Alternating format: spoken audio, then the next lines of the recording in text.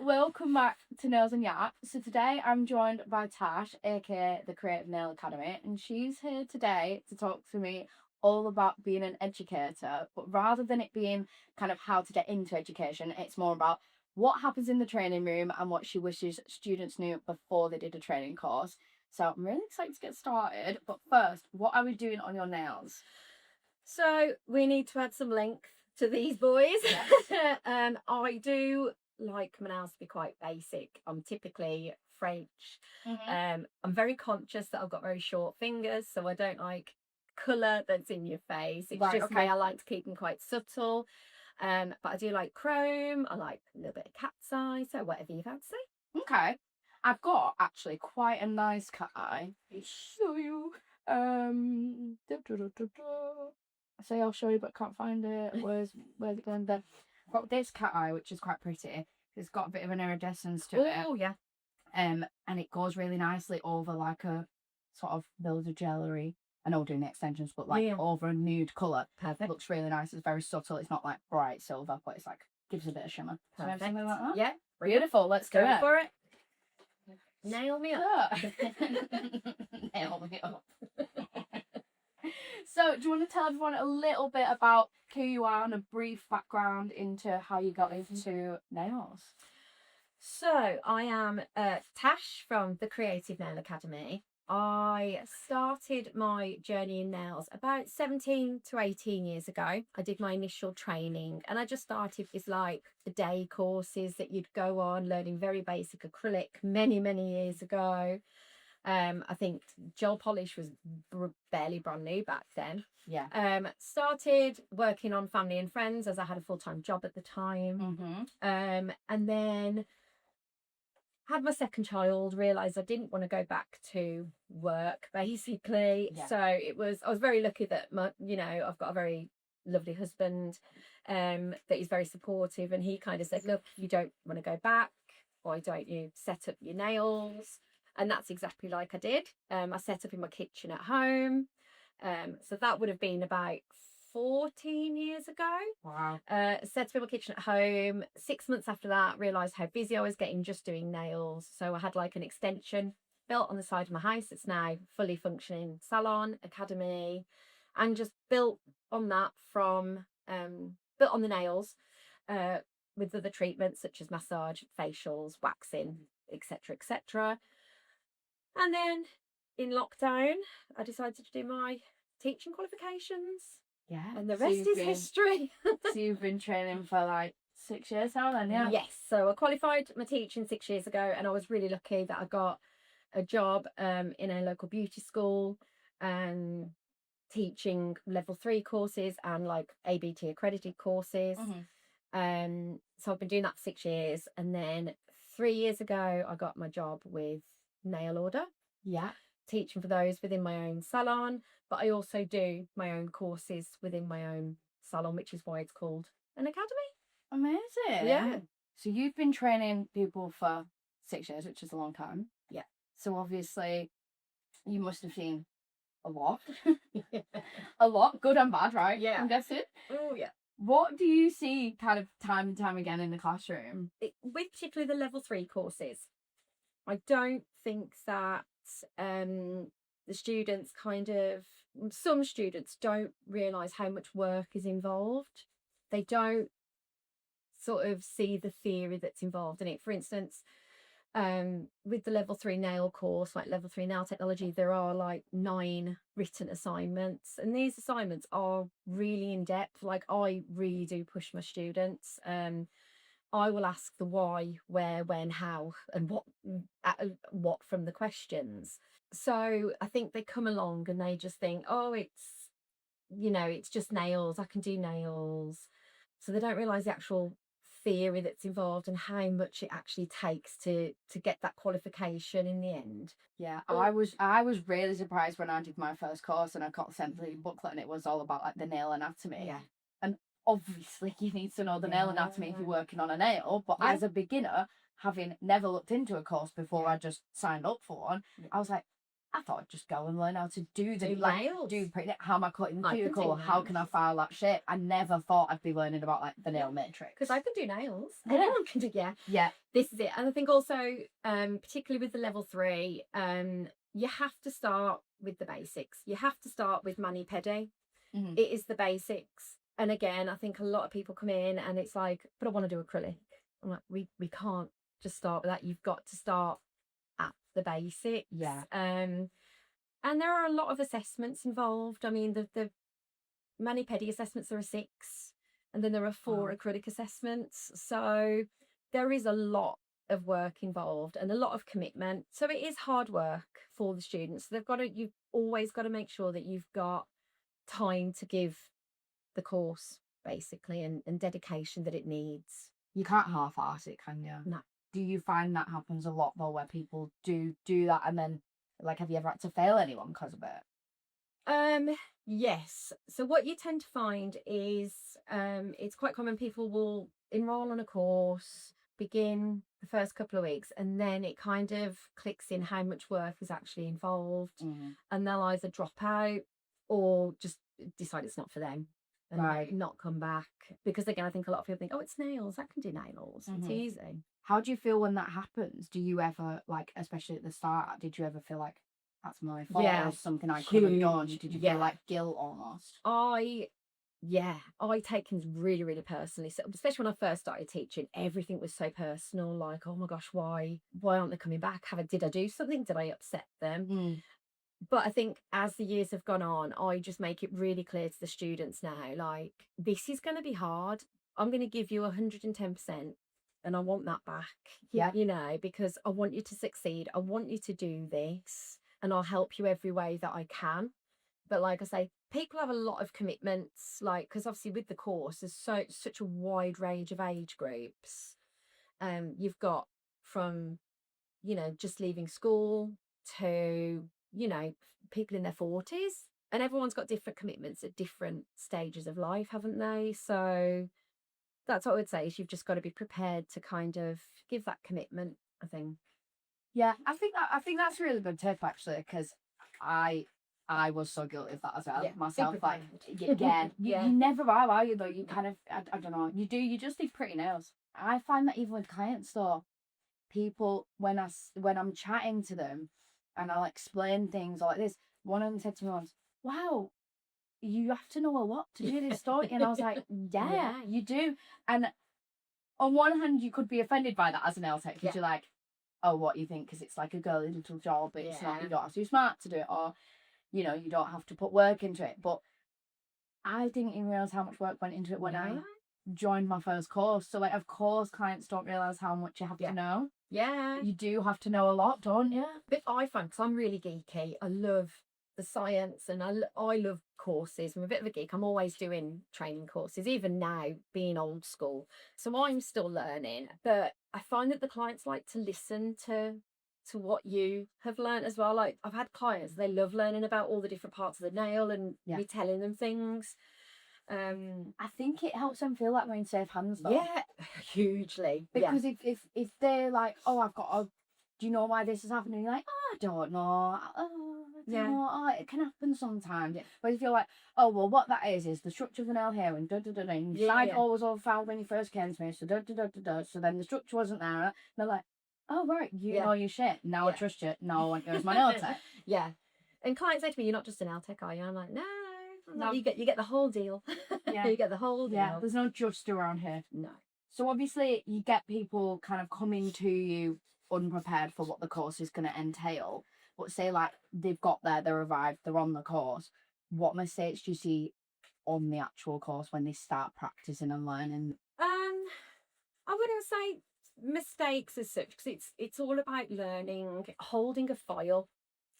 That can be really tricky for some, like angling the file correctly. I still don't know if I do it like properly, because I've only done it on like the mani pedi bit, and they weren't that in depth for people who did my course. So now I'm still like, am I doing this right? Yeah. So it's like angling the file, so it's actually on the free edge, not on the whole nail, if you know what I mean. So it's holding the file correctly, But the rest, they tend to kind of flow quite free. But it's when it comes to acrylic that the kind of like trauma comes out almost, because they've watched so many videos, and a lot of students are so enthusiastic when they come and do the course. They're like, we want to do acrylic, we want to do acrylic. That's all they want to do.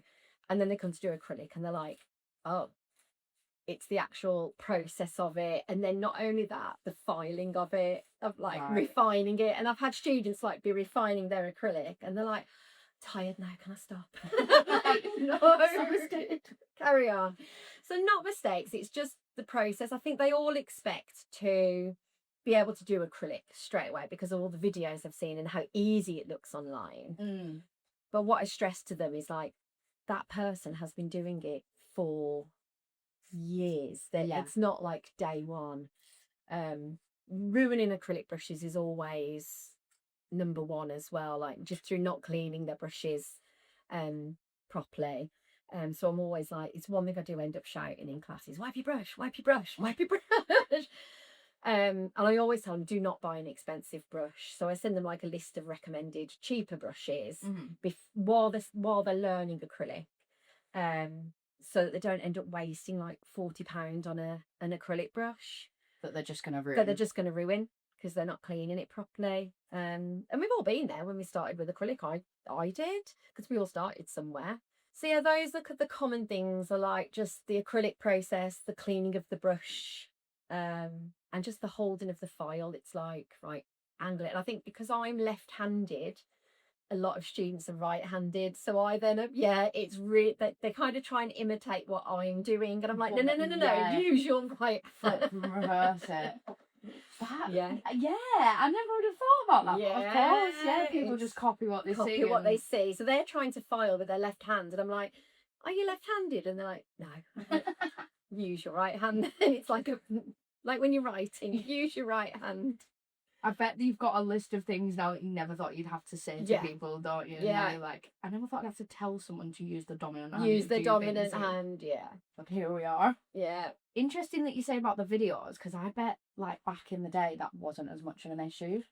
Before like I was TikTok, learning. Instagram, like no, you would go in, but I guess you wouldn't have like false confidence or like things looking easier online, or even like comparing yourself confidence even. Yeah, imposter syndrome. Yeah. We get such a range of students on the courses. Some have never touched a nail before. I've had some students that have been doing acrylic 2 years. So they come in and they're like, well, I know what I'm doing. So there's so many different abilities to focus on. And how do you juggle that like in the room when you have got mixed abilities? Do you find that quite tricky to do? It is, because you've got to give everyone their like the attention and the focus, obviously, but I've got to keep in mind what the students have got to achieve in their assessments. They might be really confident at basic acrylic. I've then got to teach them ombre, sculpted pink and white, 3D encapsulation, which is another level.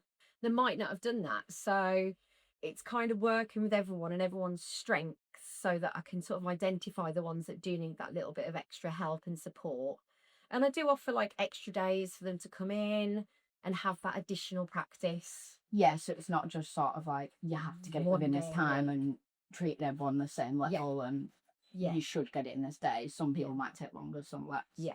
Do you find confidence can be an issue in terms of like people being overconfident? Does that impact the classroom? Hugely. Even as the courses can progress, like students that have never touched an acrylic nail before or touched a nail file before, they need a lot of confidence building. You know, they need a lot of, you're doing great, you're doing fine, things like that. Then you get the ones who have been doing it already that come in and just, you know, they're like, well, I know what I'm doing, I don't need any help. And you're like, well, I'll still watch you and try and guide you and help you and target what you need help with. So are they just sort of there for the qualification to get the insurance rather than like hugely feeling like they need to learn? But then also you've got students that when you see their confidence build over the course period, they can become a little, I can use the word overconfident, but it seems really rude. They do become very confident, and if the rest of the class kind of hasn't caught up with them, it can cause a lot of tension in the classroom. between students. Between students. Hugely, yeah. Interesting. Yeah, so it's not just kind of you manage it, the relationship between you and your student. It's kind It's of the you students between each other, yeah. So how many students would be in a class? 8. 8. Right, okay. And do you ever get any sort of disagreements between them? Yeah. Do you? Yeah. I've had many conversations where I've had to take students out of the room and said, look, what's going on? Students just not getting on with each other, refusing to work with each other. I've had full on screaming matches between students that I've had to like separate them. And it's literally been a case of, look, I'm not asking you to be friends, you know, I'm asking you to come in once a week and just kind of be nice to each other and be a team, support each other, work together, encourage each other. You're going to go into a salon and there are going to be people there that you meet that you don't like, Of course that you don't get on with, but you've just got to get on with it because it's your job. And do you think that comes from kind of competitiveness then? Is it competition? Yeah, I think is that where those issues stem from? Yeah, I think sometimes what can happen is the confidence comes in, and it's not all the time, but I think if confidence comes in and someone thinks that they're a little bit better than someone else, it's like, oh well, I can do that, and they try and help them but also tell them what to do, so they almost like take on a teaching role, like, oh, you should do it like this, you should do it like that. So that puts the student that's working on them under pressure in a way. Yeah. And it can cause friction like that.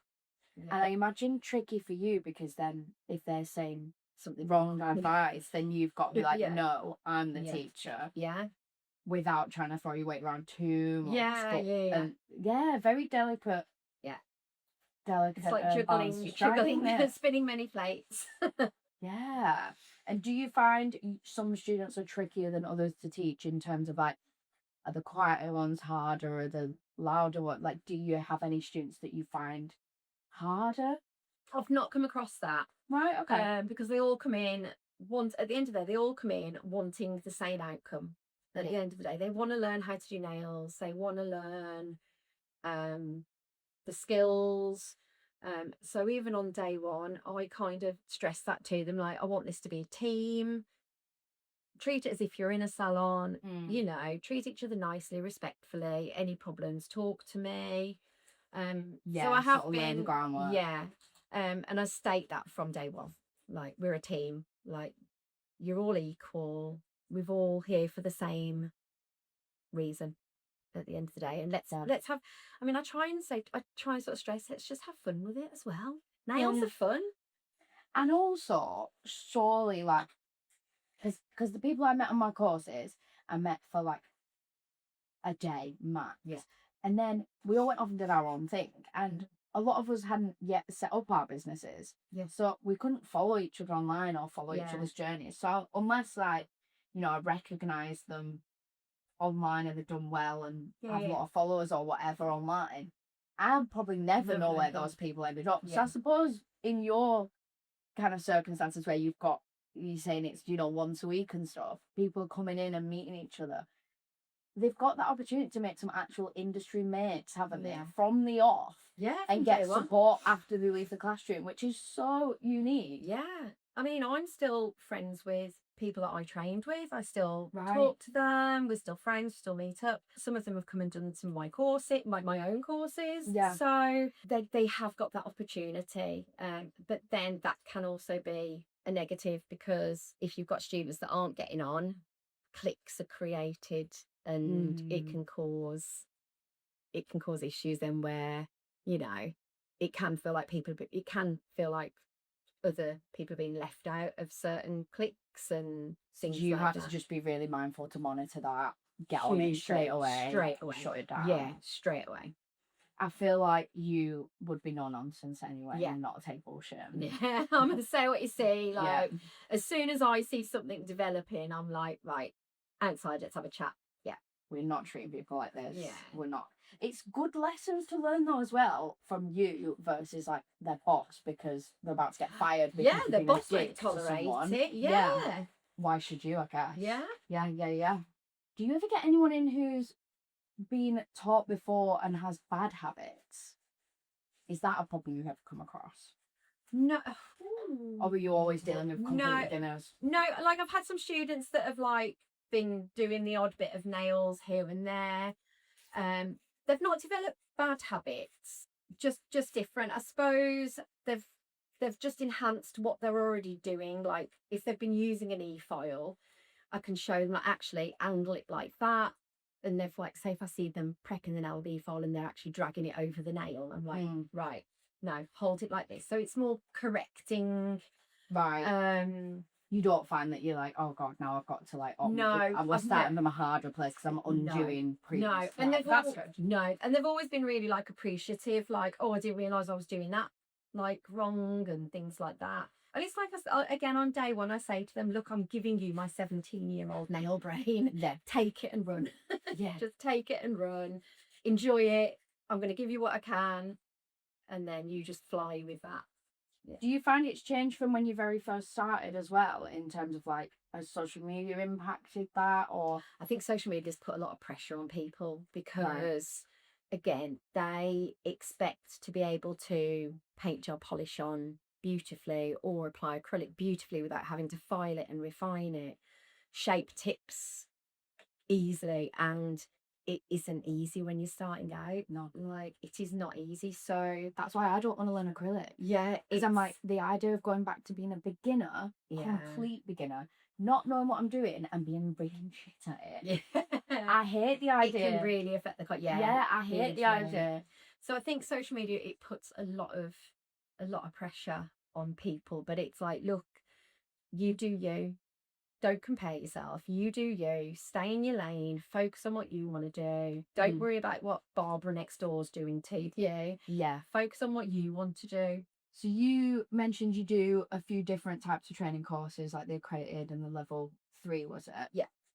What are the difference between those? How, like, which students would you get for which? So your accredited courses tend to be accredited by your insurance companies, like your ABT. They tend to be the day courses, like the 1 to 2 days, or sometimes they're actually sold by beauty schools as packages. So you'll have like a day working on different products. So you might have a day mani pedi, another day acrylic, another day hard gel, another day gel polish, and then art and things like that.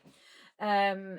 It all depends how beauty schools sell them, really. And students with the accredited ones, they can jump in and out of what they want. But they might just have to like have some I can never say that word. Prerequisites. So a lot of them you have to have either attended like a mani pedi course or even a gel polish course. Whereas your level 3 are the fully recognised qualifications like VTCT, Focus Awards. And they tend to be between 20 to 26 weeks. And they're guided by the awarding body, but also by Ofsted. So they're what you do like with a college and stuff. Yeah, as well, those are what you do with a college. And beauty schools do them as well, because obviously beauty schools get government funding for it for 19 years and over. So that's where the students would come once a week for 20 to 26 weeks. They would have so much theory to complete, so many written assignments. With VTCT, they have to sit exams as well, and they have practical assessments to do. But then you've got the Ofsted side of it, where you have to cover subjects such as equality and diversity, health and safety. We even have to go into things like domestic abuse, so covering things like Clare's Law, things like that. So is that in terms of if someone goes out, becomes a beautician, and then they're aware of the issues for clients, or for themselves? Both. Right. Okay. Because I think obviously students might be at risk of that. So yeah, so it's just part of what Ofsted, because Ofsted set the learning hours for that level of learning, and they set their guidance as well as to what additionally has got to be put in place. It's a lot to cover in a class. Like if you think in one day you've got to cover manicure, say, so we've covered manicure for a day, but within that class you might have like nail anatomy to do that week. So you'd either have your nail, your skin, your bone, your muscle anatomy to do. Because again, your level 3, you've still got to cover all of those as well. Yeah. So you do each one of those each week. So say I'd do nail anatomy, then theory of manicure, then the practical of manicure, and then you'd have to go into something like health and safety within the salon. Right. So that, and your lessons tend to be 9:30 till 3:30. So it's a full-on day. Yeah, it is a full-on day. And is there anything that you'd love to shove in the curriculum that isn't in it already? Yeah, I think I'd love. Ramming. I mean, we do within the curriculum. We do like I said, mani pedi with normal polish. We do gel polish. We do hard gel. We do acrylic and art like encapsulation. But I would love to see it advance, like full cover tips. Yeah. They make life so easy. And builder gel. Is that not Build with them? No, it's not. See, that feels like behind the It times, should, doesn't yeah. it? Yeah.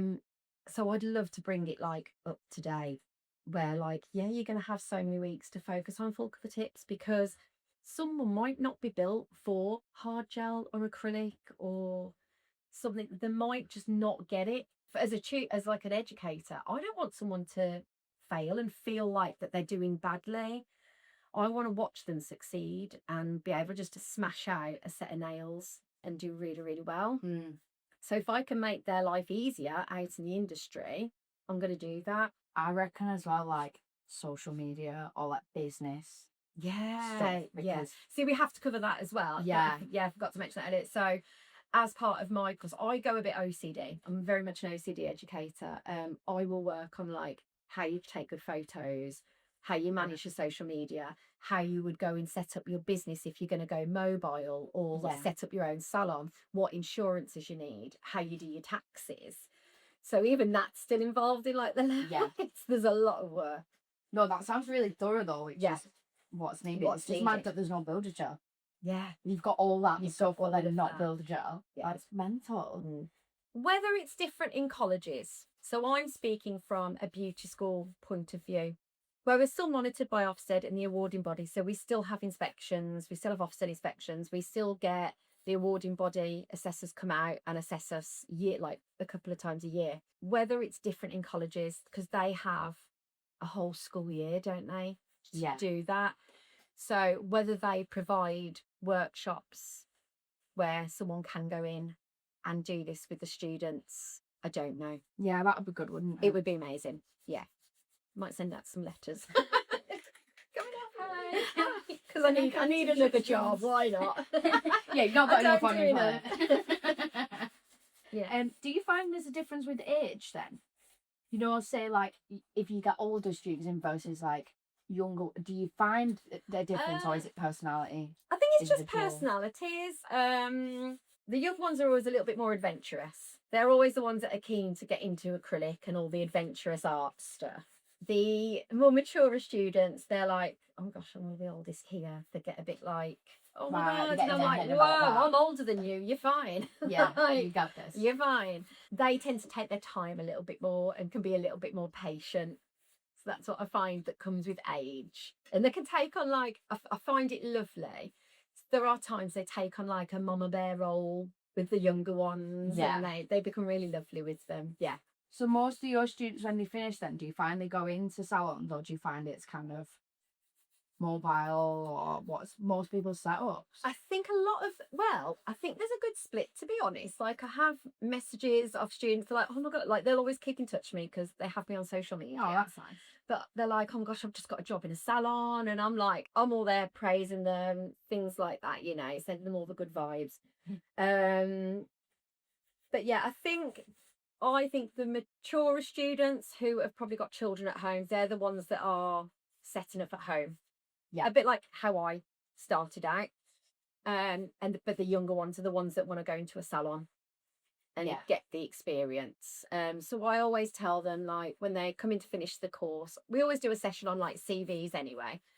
But I'm like, right, get your CV printed and go and deliver it to the salons in your area and say, are you looking for an apprentice? I've done my qualification, but I need experience, and go from there.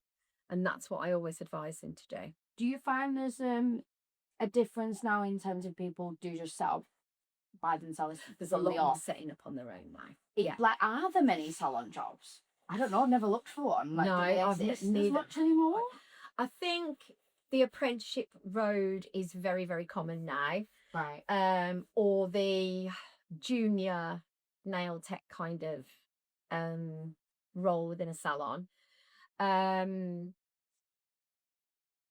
I think a lot of people just go out on their own now because I think people like the independence of being their own boss.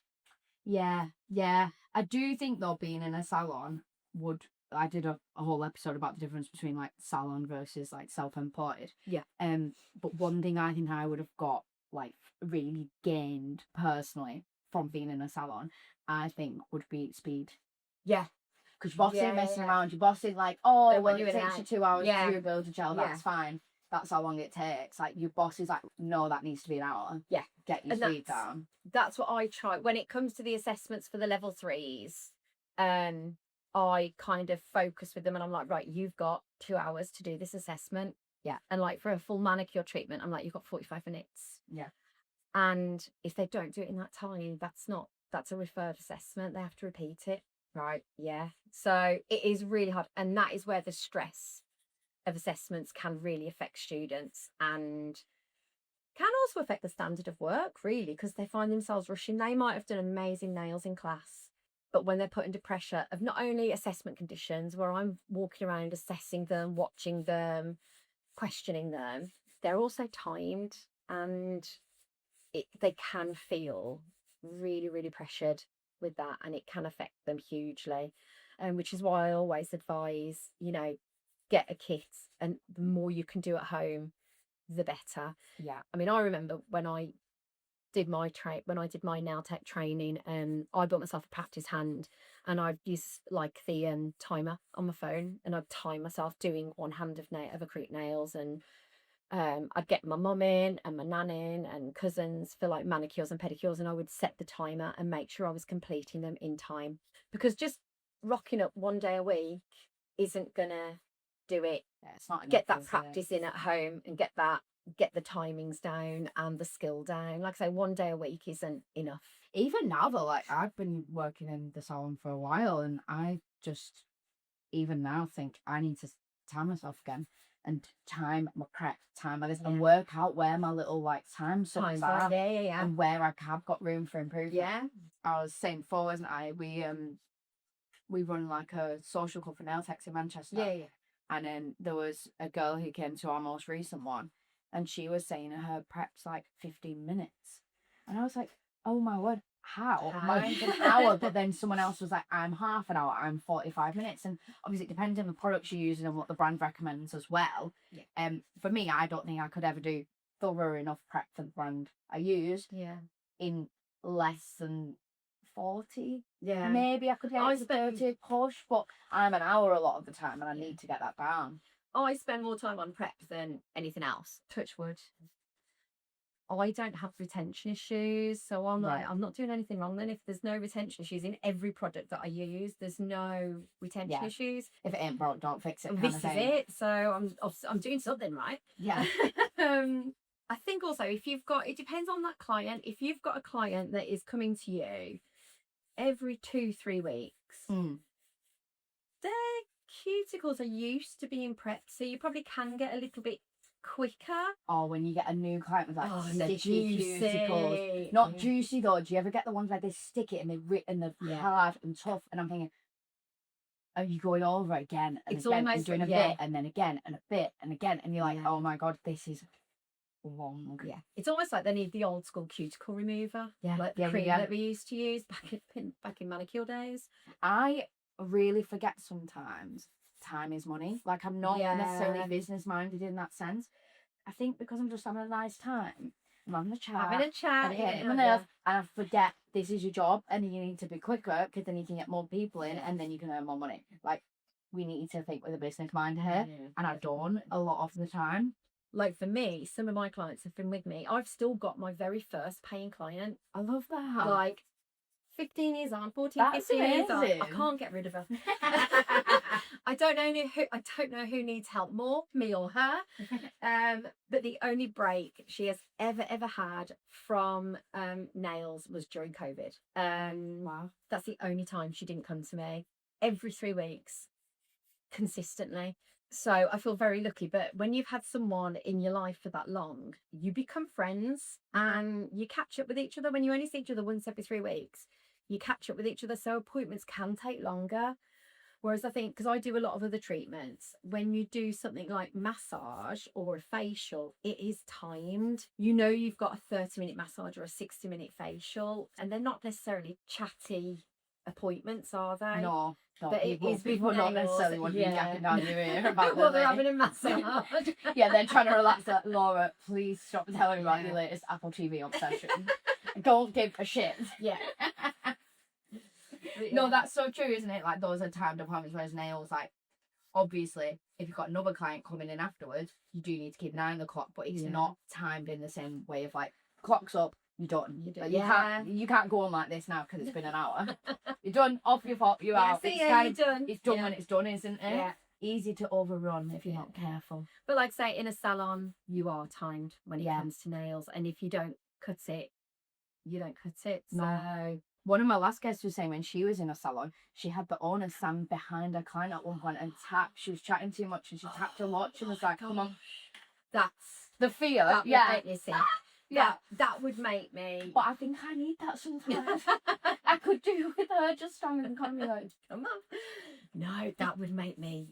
Oh gosh, no, that would make me sick. Yeah, the fear. And how do you then not transfer that anxiety to your client and have them feel that all of a sudden you're like, well, surely the client must have felt uncomfortable. well, I don't think they saw them because they were behind the client. Oh, behind the. Oh, I thought, okay. Oh, yeah, sorry, behind the client being client. like, come on, so the client couldn't see. But if you've gone from being like, dead chatty to suddenly giving them like friction burn in the file and like sweating and not saying a word, they're going to notice that you've switched up the atmosphere, surely. For me as well, my like academy is on the side of my house. It's a purpose-built academy, like room for my treatments. So I've not got anyone watching over me, and I've never had that. But I can imagine it is really, really stressful. I've also got to put yourself in that salon owners. If you've got a building to run, you've got those bills to pay, haven't you? Yeah. So you must have so many stories from doing it for 17 years. You must have so many. I want to know what the most chaotic thing that's happened during a lesson. Okay, negatively or positively? That okay tells me you've got a few to pick from. Either, both. Okay, so let's look positive, but always look on the positives. Yeah. You've got to look at the positives. So I was in the middle of an acrylic class with my level 3 students. This was a few years ago now. In the beauty school that I work at, we've got a couple of different businesses. I was in the middle of teaching a class, and I had a guy knock on the classroom door and just walk in and go, "Oh, you need to evacuate now." And I looked at him and went, "You having a laugh?" Yeah. And he went, "No, there's a gas leak downstairs. You need to leave now." In my head, I'm thinking, shit, I've got monomer out in here. Oh my word. Okay. One of the other tutors was upstairs teaching massage, so she had a bunch of naked students on her bed. So we got out of the building, and we obviously didn't know what was happening because National Grid had to come out and everything like that. So I told my students, just go and get coffee. I'm going to be hanging around here to see what's going on. We've obviously got to get guidance. Go and get a coffee. They went to the pub, which was great. We ended up cancelling the class that day because the leak was so severe. Luckily, the students had taken all their stuff with them, but I went and met them in the pub, and we kind of just had a bit of a bonding session and put like future plans in place. And I felt they were a really bonded class anyway, but they just had that extra time out the classroom that I don't think they would have typically got if that hadn't have happened. That's quite nice, I suppose, yeah, isn't so it? that was nice. Negative, I have had students full on screaming matches at each other, where I've actually had to say to them, right, calm down or you will be sent home and this class will not resume. My word. Yeah. Imagine being the reason for like the class ending, like stopping as well. Yeah. Like, oh, why are you not in your class? Oh, because I was it was arsehole to if someone. if I hadn't have like calmed them down, goodness knows what would have happened. Really? Yeah.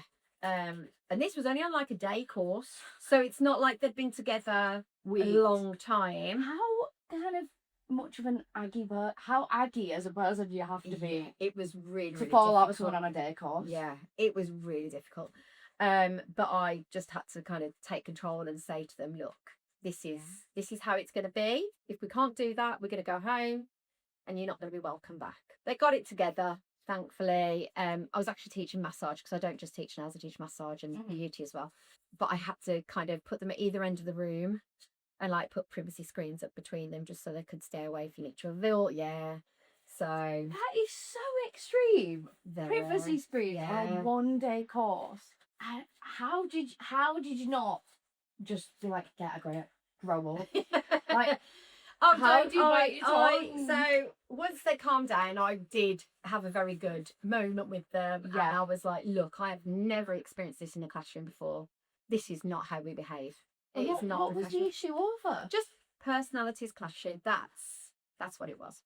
And hopefully a good lesson for them to learn as well about Yeah. like, getting on with others. Because the thing is as well, especially if you go into a salon, you're not going to get on with every colleague. You're not going to be in No. control of the clients No. either. No. If you're self-employed, you've got a bit more of that, but you still might have, you don't know till the first appointment whether you're going to get on with them. Yeah. It might be that you don't get on with them and you don't rebook them. But until that first appointment, you don't You don't know. know. Like, yeah. you've And I've had clients got- that I don't vibe with. You've yeah. got to just get on with it, haven't you? You've got to be professional. Yeah.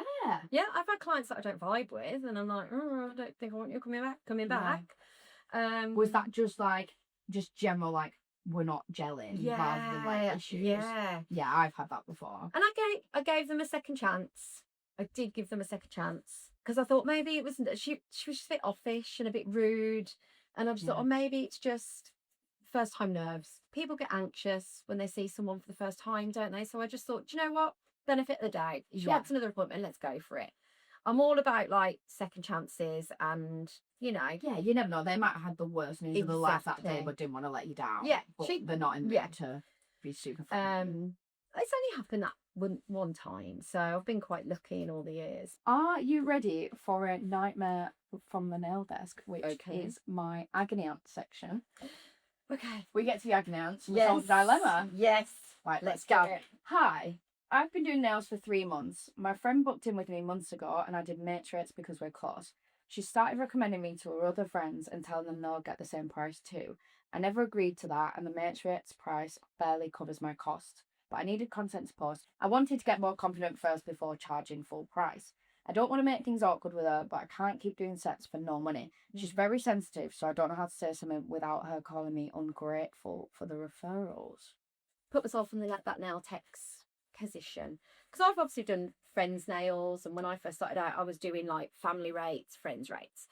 I think it's a case of talking to that friend and just being really honest, like, look, babe, really appreciate you giving me all these referrals. It's got me all the content. I've built up the skills. I really, really appreciate it.